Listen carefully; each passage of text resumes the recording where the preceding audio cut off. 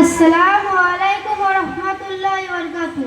ওয়া আলাইকুম আসসালাম। আলহামদুলিল্লাহি রাব্বিল আলামিন ওয়াস সালাতু ওয়াস সালামু আলা রাসূলিল কারীম আম্মা বা'দ।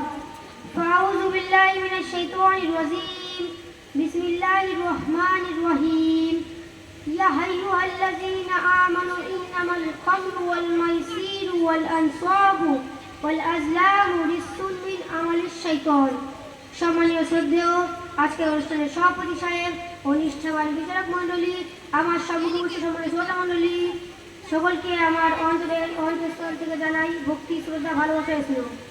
সম্মানীয় শ্রোতা মণ্ডলী, আজ আমি এমন একটি বিষয় নিয়ে দণ্ডায়মান হয়েছি যা আমাদের সমাজকে ধীরে ধীরে ধ্বংসের দিকে নিয়ে যাচ্ছে। এমন কিছু যা শুরু হয় মজা হিসেবে কিন্তু শেষ হয় কান্নায়, আফসোসে আর অনুশোচনায়। সেই জিনিসটির নাম হচ্ছে নেশা। একটু একটু করে ধ্বংসের রাস্তা। প্রথমে কেউ বলে একবার নিলে কিছু হবে না, তারপর বলে সবাই নিচ্ছে, তুমি ব্যতিক্রম কেন? এরপর জীবন শেষ হয়ে যায়। একটা ছোট্ট সিগারেট, একটা পানীয়, একটা টান, এভাবেই মানুষ নেশার গভীরে তলিয়ে যায়। আর এটা শুধু একজন ব্যক্তিকেই নয়, পুরো পরিবার, পুরো সমাজকে ধ্বংস করে দেয়। আর এগুলো হচ্ছে শয়তানের কাজ। পবিত্র কোরআনে আল্লাহ বলেন, ইয়া আইয়ুহাল্লাযীনা আমানু ইন্নামাল খামরু ওয়াল মাইসিরু ওয়াল আনসাবু রিজসুম মিন আমালিশ শাইতান।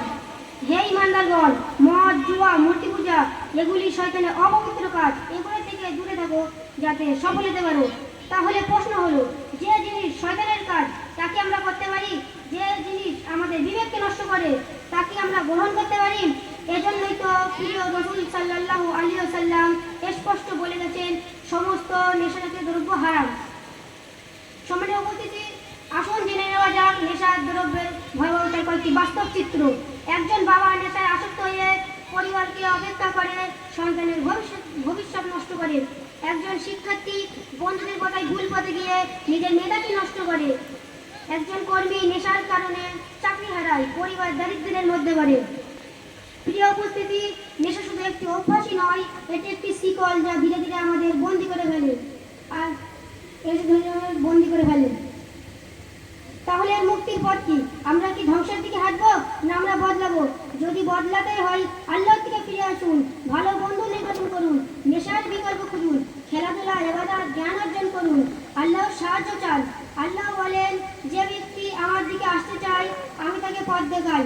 পরিশেষে আমি বলতে চাই, প্রিয় ভাই ও বোনেরা আমার, আমাদের জীবনটা একটাই। এটাকে আমরা নষ্ট করব নাকি গঠন করব, সিদ্ধান্ত আমাদের। তাই নেশা গ্রহণ নয়, সুন্নাহর পথে চলুন, সফল জীবন গড়ুন। যে নিজে বাঁচবে সে সমাজকেও বাঁচাবে। আসুন আমরা সবাই একসাথে আজ থেকে শপথ করি, আজ থেকে নেশামুক্ত সমাজ গড়ব। আল্লাহ আমাদের হেফাজত করুন, আমিন। আসসালামু আলাইকুম।